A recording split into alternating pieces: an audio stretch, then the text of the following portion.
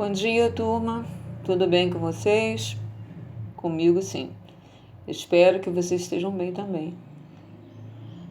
Olha só, hoje nós vamos falar sobre um texto, né?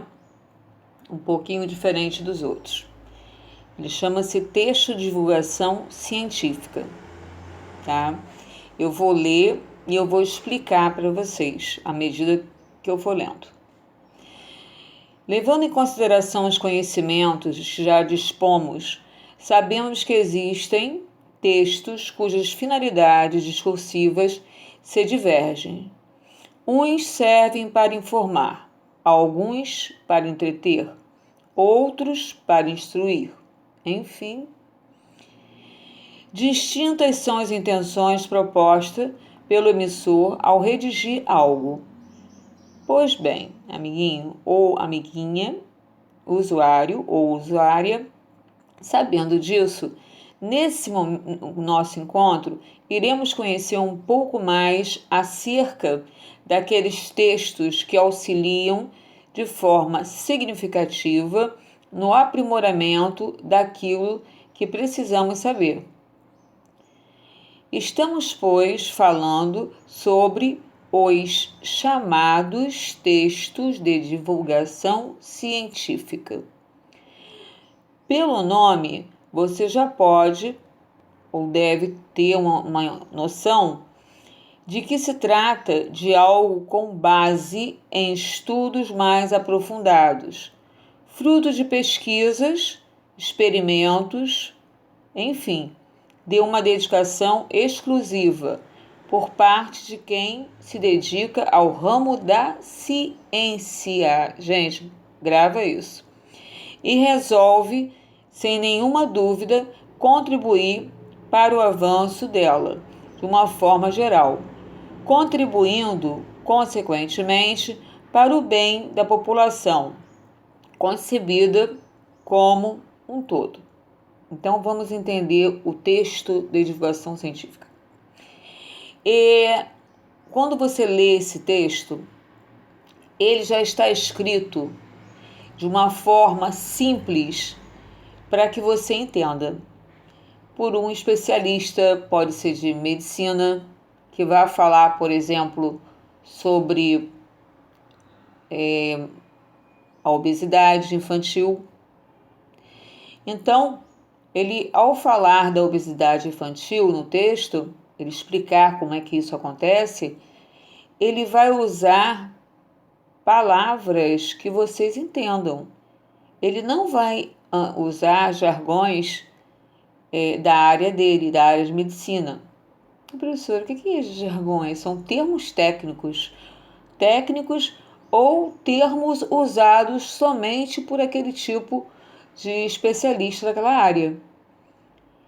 Então, o que ele falaria, gente, por exemplo, com um colega dele, né, que esteja trabalhando no caso médico do mesmo paciente dele, ele pode falar com um termo técnico e pode escrever com um termo técnico.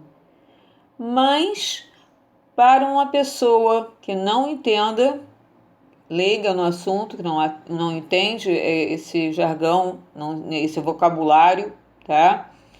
Ele vai ter que usar uma expressão mais, assim, mais pertinho do seu linguajar, do seu entendimento.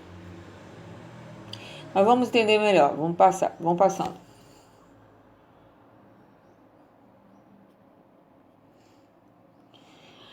Assim, termos de características linguísticas, não é de duvidar que essa modalidade de texto trabalha fazendo o uso do padrão formal da linguagem. Haja visto que o intuito é repassar conhecimentos. Por essa razão, provavelmente, não encontraremos traços de pessoalidade. Grava isso, pessoalidade que eu vou falar. Tal texto. Outro aspecto que também se evidencia no gênero em questão é a presença de termos técnicos, típicos da linguagem científica. Obviamente assim como se trata um texto, assim como se trata um texto de exposição de ideias. Normalmente, ele se constitui de uma introdução, um desenvolvimento e uma conclusão. Ok. Então, olha só, o texto, né? Já nós sabemos que tem que ser uma linguagem mais fácil, né? Para a compreensão de todos. Quando eu falo é de todos, né? Não é só de vocês que estão no sexto ano. Não. É para toda a população, para todo mundo entender. Seja jovem, seja criança, que todos entendam. Então, olha só, esse texto, ele também não pode ser escrito, né, na primeira pessoa. Como assim, professora? Quem é a primeira pessoa? Eu. Essa é do singular, né? E quem é a outra? Nós, que é a primeira pessoa do plural. Por que eu não posso falar eu nem nós? Porque isso é uma pesquisa que é feita. Depois dessa pesquisa feita, o especialista no assunto vai escrever como se ele não fosse o narrador. Ele está escrevendo, lembra do narrador observador? Então, ele vai escrever assim mesmo, vai narrando, falando sobre o que é, como que a obesidade acontece. Ele não vai poder também expor coisas de caráter pessoal, do tipo, o meu primo ele tem 180 quilos. Não pode escrever nada disso. Pessoalidade também. Por quê? Porque é científico, é de pesquisa, é um texto assim, com essa finalidade, com esse objetivo, de que você entenda o que aquele artigo está querendo dizer para você. Bom, vamos continuar. Dessa forma, nada melhor que nos certificarmos com um exemplo. O que acha? Vamos lá, um exemplo? Esse aqui é um exemplo do texto, tá? Mas é um texto pequeno, tá? Que eu coloquei. Obesidade infantil pode dobrar os riscos de morte antes dos 55 anos, diz o estudo. Eu já havia falado sobre o tema, né?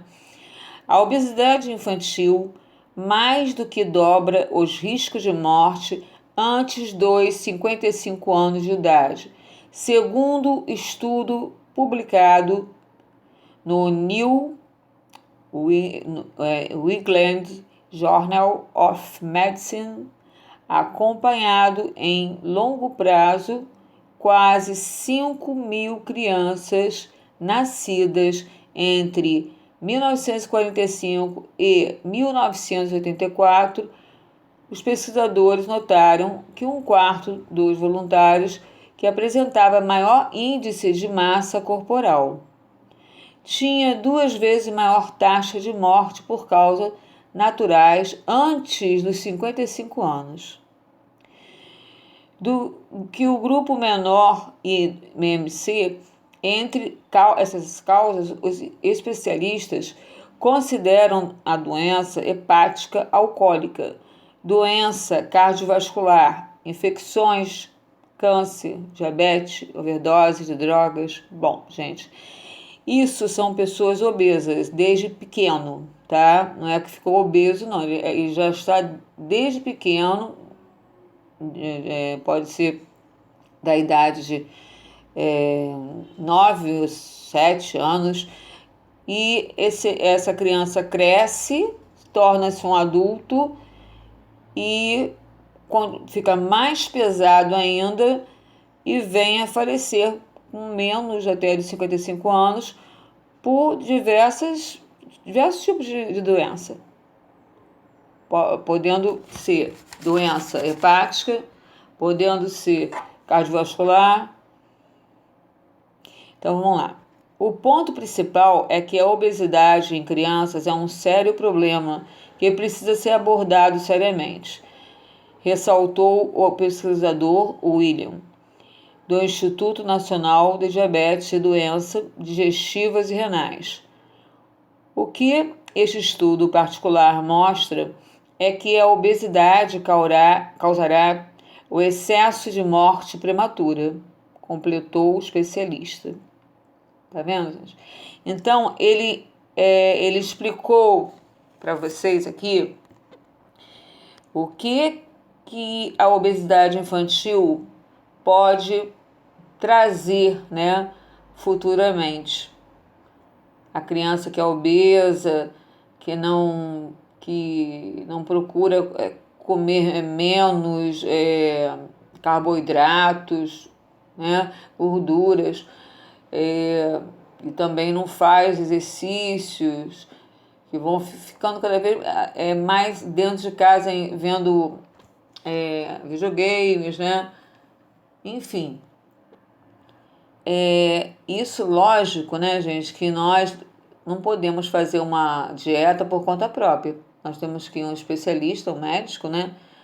E ele é que vai fazer isso, né?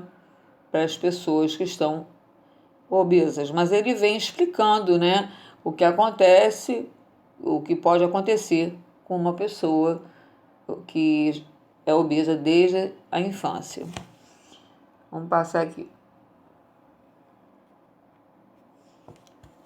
Tem também, aqui falando, ainda do texto, tá, gente? Além da influência direta da obesidade infantil nos riscos de morte prematura, a pesquisa indicou que a intolerância à glicose, fator do risco para o diabetes, a pressão alta na infância também cumprem um papel nesse sentido. As taxas de morte foram 73% maiores entre os grupos de maior intolerância à glicose e 1,5% vezes maior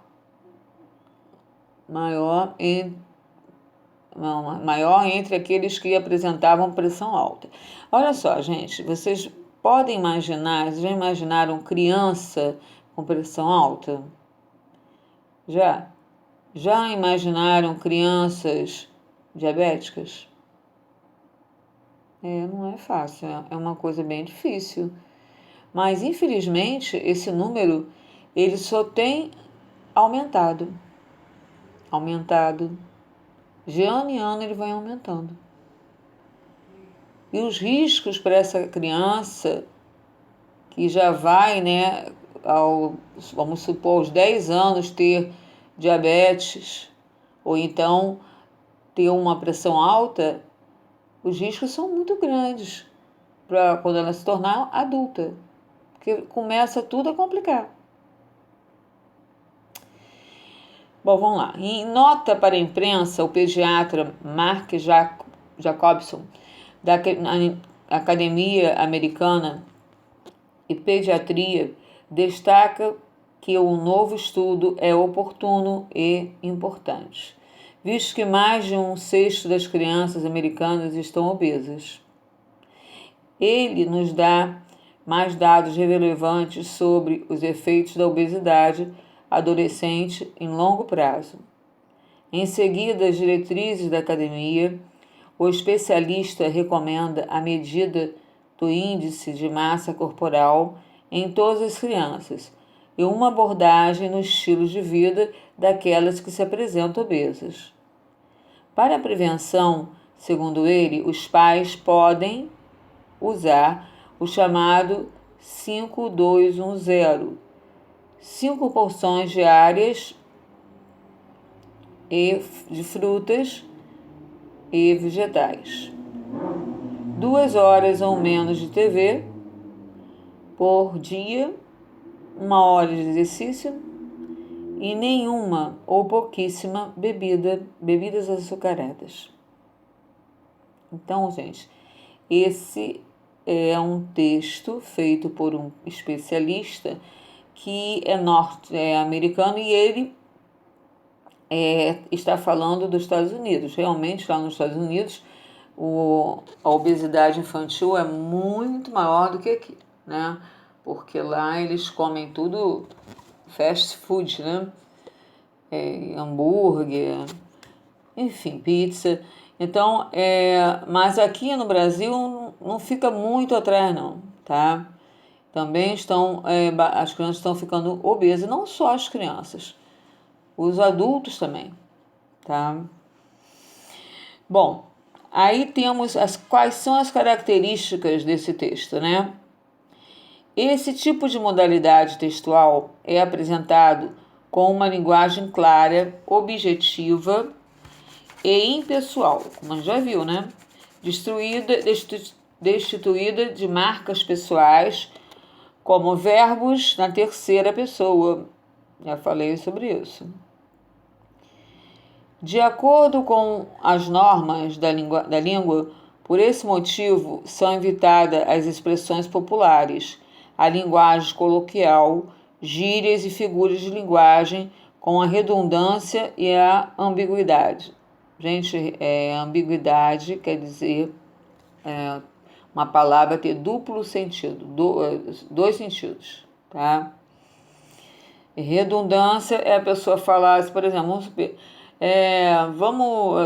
tá chovendo, tá chovendo no molhado, né? Uma expressão usada, chovendo no molhado, uma redundância, tá? O duplo sentido é quando você fala alguma coisa, por exemplo, Marta quebrou o braço. Bom, isso você entendeu, né? Ela quebrou o braço. Houve uma fratura no braço dela. Agora, se você falar Marta quebrou o braço e eu tive que colar. Ué, braço, colar, que isso? A gente não conhece isso, né? A gente conhece colocar o gesso, né? Por quê? Ela não explicou o braço da cadeira. E a cola ia colar o braço da cadeira. Entendeu? Então, a palavra braço, ela pode ter dois sentidos, tá? Ou até outros mais, tá? O rio que passa tem um braço que vai para a esquerda e um braço que vai para a direita. Então, a palavra braço, ela tem mais sentidos, tá? Segundo ponto. Por esse motivo, são evitadas as expressões populares, a linguagem coloquial, gírias, já falei isso, né? Figuras de linguagem. É notório a presença de termos técnicos da área essenciais da linguagem científica e ainda verbos predominantes no presente do indicativo. Então, gente, nós vamos encontrar nesses textos alguns termos técnicos, tá? Que às vezes não dá para trabalhar todo o texto, né? Substituindo esses termos por outro. Às vezes uma palavra não dá, não, gente. Isso aqui é um termo que não dá para botar outro, né? Então, a pessoa que está escrevendo, ela vai ter que usar um termo técnico, tá?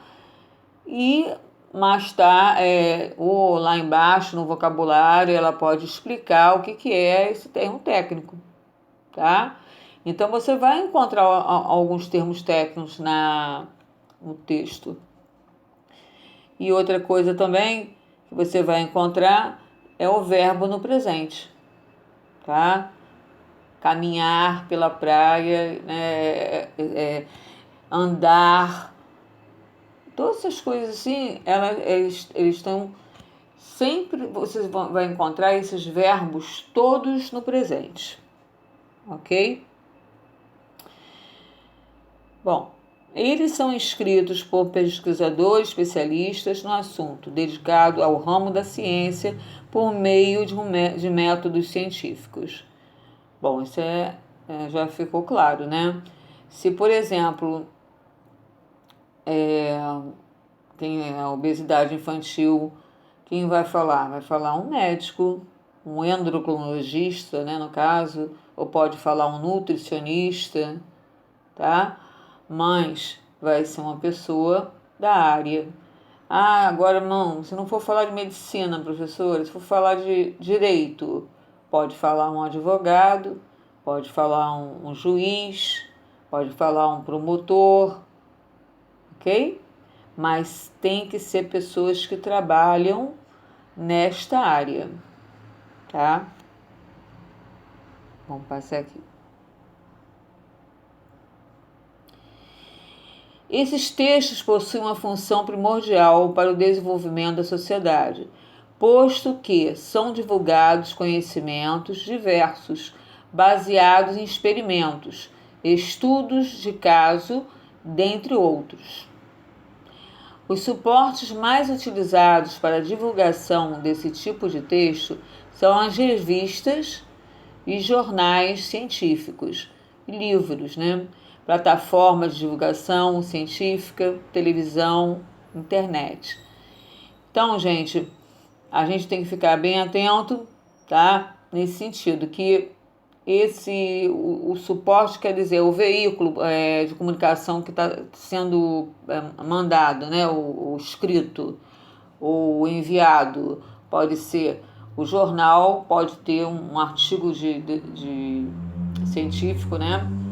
Divulgação científica, pode ter também um livro, né, didático, pode ter o artigo, ou então pode ser que você encontre na internet, claro que você encontra artigos, né?